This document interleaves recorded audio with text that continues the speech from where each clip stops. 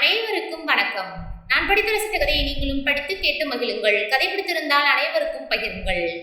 சுவரில் மாட்டப்பட்டிருந்த தன் மகனின் புகைப்படத்தை பார்த்து கண்கலங்கிக் கொண்டிருந்தார் சிவகாமி. வீட்டின் காலிங் பெல் ஒலிக்க கண்ணை துடைத்துக் கொண்டு மாடியிலிருந்து கீழிறங்கி வந்தார்.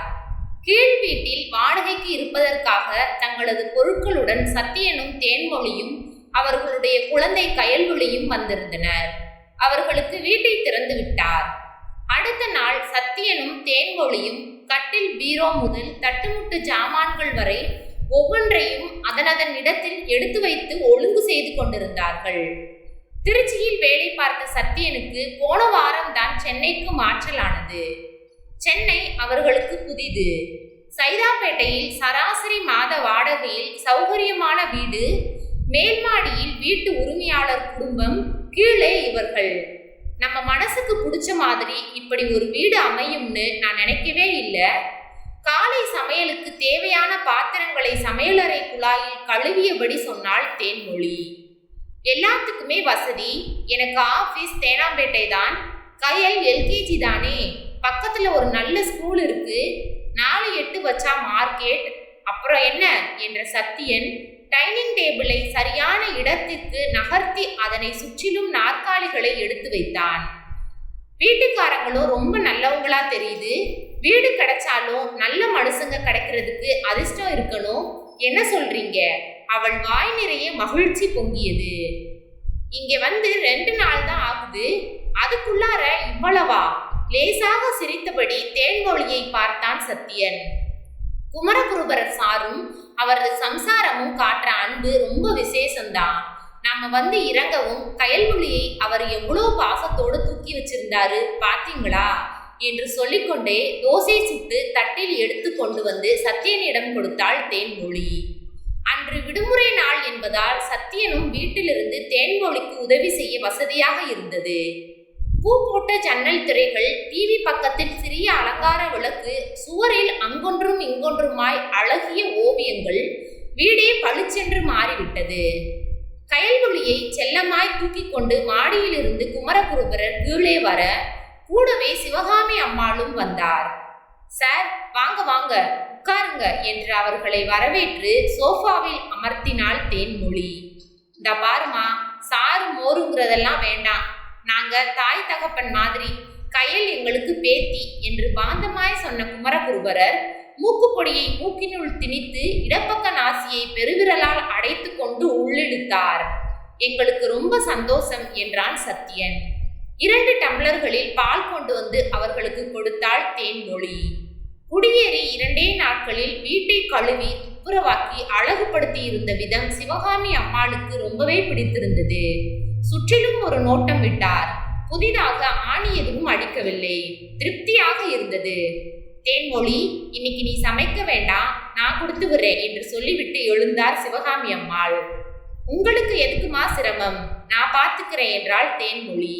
சிரமமா? சமையல் எனக்கு கைவந்த கலை. சாப்பிட்டு பாருங்க. இன்னொரு நாள் நாங்க இங்க வந்து சாப்பிட்றோம் என்று சொல்லிவிட்டு சமைக்க மாடிக்கு சென்றார் சிவகாமி அம்மாள். குட்டி பொண்ணே, தாத்தா சாயங்காலம் வரேன், 2 பேரும் ஜாலியா வெளியே சுத்திட்டு வரலாம் என்று குமரகுருபரர் சொல்லவும் தலையாட்டியபடி ஓடிய கயல்விழி சத்தியனின் கழுத்தை சுற்றி கொண்டாள். அவர்களை நினைக்க நினைக்க தேன்மொழிக்கு ஆச்சரியமாக இருந்தது. சொந்தங்கள் கூட விலகி போகிற இந்த காலத்தில் வந்தவர்களை சொந்தமாக பார்க்கிற மனசு ரொம்ப பெருசு. தேன்மொழி தனக்குள் சிலாகித்தாள். துணிமணிகள் காயப்போட கொடி கட்டுவதற்கு நைலான் கயிறு, ஒரு பிளாஸ்டிக் கூடை, இப்படி சில அத்தியாவசிய பொருட்களை வாங்குவதற்காக சத்தியன் கடைக்கு சென்று வந்தான். மிச்ச சொச்ச வேலைகளை செய்து முடித்து முகத்தையும் கைகளையும் கழுவி கண்ணாடி முன் நின்று துடைத்து கொண்டிருக்கும் போது சிவகாமி அம்மாள் தனது வேலைக்கார பெண்ணுடன் 4-5 பாத்திரங்களில் மதிய உணவை எடுத்து கொண்டு வந்தார். பொன்னியரிசி சாதம், முள்ளங்கி சாம்பார், தக்காளி ரசம், வெண்டைக்காய் பொரியல், கத்திரிக்காய் அவியல், அப்பளம் ஆகியவற்றோடு பாசிப்பயிறு பாயாசம்.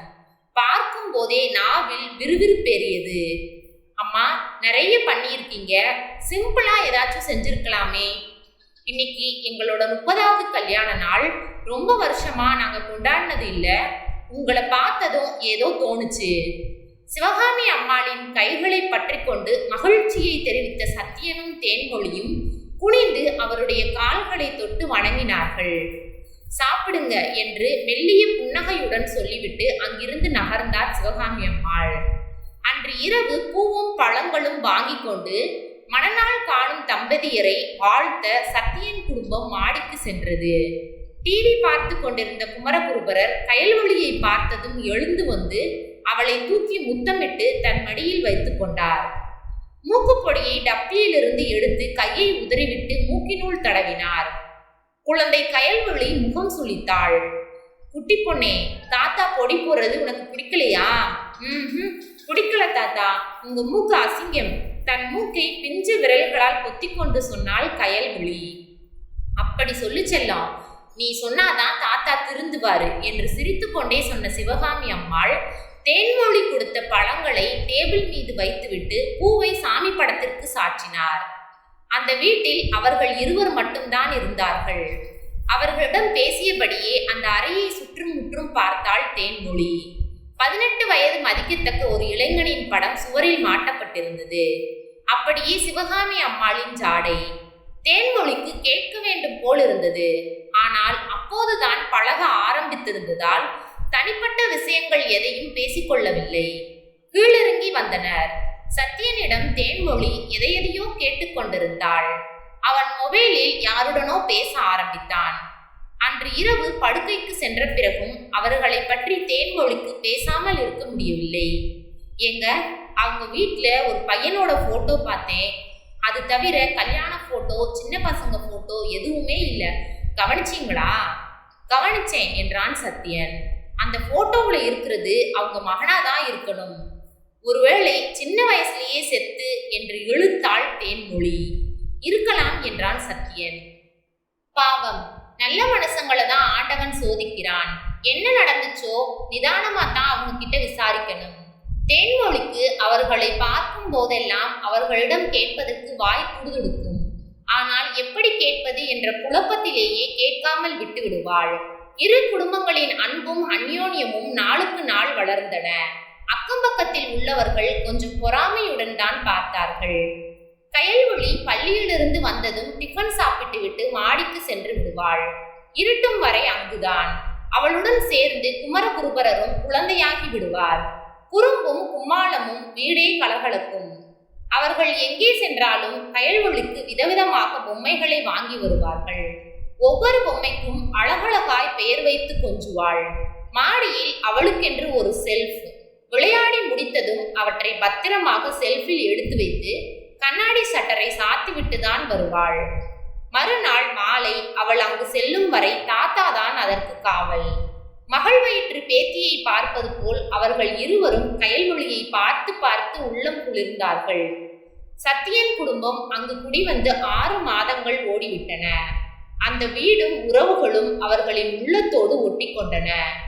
அன்று வானம் கருத்திருந்தது. ஆனால் மழை வரவில்லை. மின்வெட்டு வேறு. ஒரே புழுக்கம். குமரகுருபரர் ஒரு காகித அட்டையை கையில் பிடித்து விசிறிக்கொண்டே கீழே வந்தார். சிறிது நேரத்தில் வாழைக்காய் பஜ்ஜி செய்து தேங்காய் சட்னியுடன் எடுத்து வந்தார் சிவகாமி அம்மாள். சத்தியன் நாற்காலிகளை எடுத்து போட அனைவரும் வீட்டு முற்றத்தில் அமர்ந்தார்கள். தேன்மொழி குழல் முறுக்கும் காஃபியும் கொண்டு வந்து எல்லோருக்கும் கொடுத்துவிட்டு சிவகாமி அம்மாள் பக்கத்தில் உட்கார்ந்தாள். அங்கே அவர்களுடைய மகிழ்ச்சியின் மையமாய் கயல்மொழி. பள்ளியில் தான் படித்ததை எல்லாம் ராகம் போட்டு பாடியபடி தாத்தா பாட்டி மடிகளில் மாறி மாறி தாவிக் கொண்டிருந்தாள். அப்போதுதான் தேன்மொழி பட்டென்று கேட்டுவிட்டாள். அம்மா, உங்க வீட்டுல ஒரு பையனோட போட்டோ இருக்கே, அது யாரு? சிவகாமி அம்மாளின் முகம் ஜிவ்வென்று சிவந்து விட்டது. கண்கள் கலங்கின. என் புள்ள, நான் தவமிருந்து பெத்த புள்ள. இப்ப எங்க இருக்கானோ, எப்படி இருக்கானோ? குபீர் என்று கண்ணீர் பொங்கியது. புடவை தலைப்பால் முகத்தை மூடிக்கொண்டு விம்மினார். தேன்மொழிக்கு என்ன செய்வதென்றே தெரியவில்லை. எல்லாம் இந்த மனுஷன் செஞ்ச தப்பு. தோளுக்கு மேல வளர்ந்த பிள்ளையை கை நீட்டி அடிக்கலாமா? அழாதீங்கம்மா என்றாள் தேன்மொழி. காலேஜ்ல 2 பசங்களோட சேர்ந்துக்கிட்டு கஞ்சா அடிச்சானா? பிரின்சிபல் இவர்கிட்ட சொல்லிட்டாரு. அவ்வளவுதான். ஆத்திரத்துல போய் பசங்க முன்னால புள்ளைய போட்டு அடிக்க மறுநாள் வீட்டை விட்டு ஓடினவன் தான். 10 வருஷமாச்சு. அதற்கு மேல் சிவகாமி அம்மாவால் பேச முடியவில்லை. பெத்த அப்பனுக்கு பிள்ளையை அடிக்க உரிமை கிடையாதா? ஆனா அன்னைக்கு ராத்திரி பூரா அழுதேன், இன்னி வரைக்கும் அழுறேன். குமரகுருபரின் கண்களிலும் மூக்கிலும் நீர் ஒழுகியது. கவலைப்படாதீங்கம்மா, உங்க பிள்ளைய ஆண்டவன் நிச்சயமா உங்ககிட்ட கொண்டு வந்து சேர்ப்பான். இது நடக்கும். சிவகாமி அம்மாளின் முதுகை தடவியபடியே சொன்னாள் தேன்மொழி. சத்தியனுக்கும் தேன்மொழிக்கும் அன்று இரவு ரொம்பவும் கஷ்டமாக இருந்தது. மறுநாள் சாயங்காலம் கயல்வொளியை தாத்தா பாட்டியிடம் விட்டுவிட்டு அவர்கள் இருவரும் முருகன் கோயிலுக்கு சென்று வேண்டுதல் செய்துவிட்டு வந்தார்கள். கயல்வொளியை கூட்டி வருவதற்காக தேன்மொழி மாடிக்கு சென்றாள். குமரகுருபரர் அவளுக்கு பால் சோறு ஊட்டிக் கொண்டிருந்தார். சிவகாமி அம்மாள் டம்ளரில் தண்ணீரை வைத்துக் கொண்டு பக்கத்தில் இருந்தார். உட்காருமா, பேத்தி சாப்பிடட்டும், சிவகாமி அம்மாள் சாந்தமாக சொன்னார். கயல்வொளி சாப்பிட்ட பின் அவர்கள் கையில் கோயில் பிரசாதத்தை கொடுத்தாள் தேன்மொழி. ஒவ்வொரு நாளும் அவர்களின் மகனுக்காக சிறப்பு பூஜைகள் செய்தாள். வாரத்தில் ஒரு நாள் சத்தியன் விரதம் இருந்தான். 3 நாட்களுக்கு முன்பு வெளியூர் சென்றிருந்த தாத்தாவும் பாட்டியும் அன்றுதான் திரும்பியிருந்தார்கள். பேத்திக்கு மிக அழகிய பொம்மை ஒன்றை அங்கிருந்து வாங்கி வந்திருந்தார்கள். கயல்வொளி துள்ளி குதித்தாள். அந்த பொம்மைக்கு சிறுமியின் கண்களும் முகபாவமும் தத்ரூபமாக இருந்தன. சுருள் சுருளாய் தங்க நிற தலைமுடி, கற்கள் பதித்த சிவப்பு நிற பட்டாடை, கால்களுக்கு வெள்ளை நிற ஷூஸ். இங்கதான் நிறைய இருக்கே, இப்ப 1000 ரூபாய்க்கு எதுக்கு இந்த வீண் செலவு என்றாள் தேன்மொழி. இதென்னம்மா செலவு, பேத்திக்கு கல்யாணம் வரட்டும், என்னென்ன பண்றேன்னு அப்ப பாரு. குமரகுருபரரின் கண்களிலும் குரலிலும் உறவின் உரிமை பளிச்சென்று மின்னியது. புதியதாய் வந்த பொம்மை சிறுமிக்கு டாலி என்று பெயர் வைத்தாள். டாலி குட்டி, என் செல்லக்குட்டி என்று அவள் கொஞ்சம் அழகே தனி அழகு. அதன் மீது கயல்வொளிக்கு அலாதி அன்பு. தனது பிற பொம்மைகள் இருக்கும் செல்ஃபில் டாலிக்கென்று பிரத்யேகமாய் ஒரு இடம். அதன் மீது வேறு யார் கையும் படவிட மாட்டாள். அவளுக்காக தாத்தாவும் அதை கவனமாக பார்த்து கொள்வார். விறுவிறுவென்று 2 ஆண்டுகள் கடந்து விட்டன. இப்போது கயல்வொளி 1ஆம் வகுப்பு. இந்த 2 ஆண்டுகளில் எத்தனையோ பொம்மைகள் வந்தும் கூட டாலி தான் அவளின் செல்லக்குட்டி. புதுசு மாறாமல் டாலி அப்படியே இருந்தது. அன்று இரவு 8 மணி இருக்கும். சத்தியனும் தேன்மொழியும் டிவியில் நியூஸ் பார்த்து கொண்டிருந்தார்கள். குமரகுருபரரும் சிவகாமி அம்மாளும் மாடிப்படிகளில் தடதடவென்று இறங்கி தேன்மொழி தேன்மொழி என்று சத்தமாய் கூப்பிட்டபடியே மூச்சு வாங்க வந்து நின்றார்கள். சத்தியனுக்கும் தேன்மொழிக்கும் திடுக்கென்றது. கலக்கத்துடன் கதவை திறந்தார்கள். என் புள்ள குடும்பத்தோட சிங்கப்பூர்ல இருந்து நாளைக்கு வர்றானா, இந்த பாரு கொரியர்ல தபால் வந்திருக்கு. அதற்கு மேல் வார்த்தை எழவில்லை. குமரகுருபரரால் நிற்க முடியவில்லை. அப்படியே நாற்காலியில் அமர்ந்து விட்டார். கண்ணீரிலும் புன்னகை ஜொலித்தது. நீங்க செஞ்ச பூஜையும் புண்ணியமும் வீண் போகல. நாளை 3 வேளை சமையலும் ஏன் பொறுப்பு. தேன்மொழி மகிழ்ச்சி பொங்க சொன்னபோது சிவகாமி அம்மாள் தன் வயிற்றை தடவி பார்த்தாள். அன்று விடிய விடிய அவர்கள் 4வருமே தூங்கவில்லை. மறுநாள் அதிகாலையிலேயே வீடு பரபரப்பானது. மாலை 4 மணிக்கு பள்ளியிலிருந்து கயல்வொளி வீடு வந்தாள். வழக்கமாக நிற்கும் தாத்தாவை காம்பவுண்ட் வாசலில் காணவில்லை. அவளுக்கு முகம் கழுவி பவுடர் போட்டு வேறு உடை போட்டு விட்டாள் தேன்மொழி. புதினா சட்னியோடு மெதுவடையை சாப்பிட்டு பாலை குடித்துவிட்டு மாடிக்கு கிளம்பினாள் கயல்வொளி. தாத்தா பாட்டிக்கு வடை என்று கயல்வொளி கேட்டாள். அப்பவே கொடுத்துட்டேம்மா. தாத்தா வீட்டுக்கு புதுசா ஒரு பாப்பா வந்திருக்கா, பேரு லாவண்யா. அவளோட விளையாடிட்டு சீக்கிரமா வந்துடணும். அவசர அவசரமாக மாடிப்படிகளில் தாவி குதித்து ஏறினாள். மாடியின் வராண்டாவை தாண்டி ஹாலுக்குள் நுழைந்த போது கயல்வொளி திடுக்கிட்டாள். அவள் பத்திரமாக பாதுகாத்த பொம்மைகள் தரையில் சிதறி கிடந்தன. செல்ஃபில் ஒன்று கூட பாக்கி இல்லை. தாத்தா மடியில் லாவண்யா உட்கார்ந்திருந்தாள். டாலி அவள் கைகளில் சிக்கி திணறிக் கொண்டிருந்தது. தலையை திருகினாள். எல்லோரும் அவளை சுற்றி அமர்ந்து கைகொட்டி ரசித்தார்கள். கயல்வொளி மெதுவாக நகர்ந்து லாவண்யா பக்கம் போய் நின்றாள். கண்கள் பிடுங்கப்பட்டிருந்த டாலியை தன் பிஞ்சு கரங்களால் தடவினாள். அடக்க முடியாமல் ஓவென்று அழுதாள். கயல், அழக்கூடாது. பேத்தி லாவண்யா சின்ன குழந்தை, அவ விளையாடட்டும். மம்மி உன்னை தேடுவாங்கல்ல. சிவகாமி அம்மாள் பேசியது கயல்வொளிக்கு புரிந்ததோ புரியவில்லையோ, அதற்கு மேல் அவள் அளவில்லை, ஒன்றும் பேசவில்லை. மாடியிலிருந்து இறங்கினாள். கீழே வாடகைக்கு இருக்காங்கல்ல, அவங்களோட குழந்தை என்றார் சிவகாமி. வீட்டிற்கு சென்ற கயல்வொளியை தேன்மொழி அணைத்து கொண்டாள். அவளின் விசும்பல் கேட்டது. புது பாப்பா வந்திருக்குல்ல, நாளைக்கு தாத்தா உன் கூட விளையாடுவாங்க.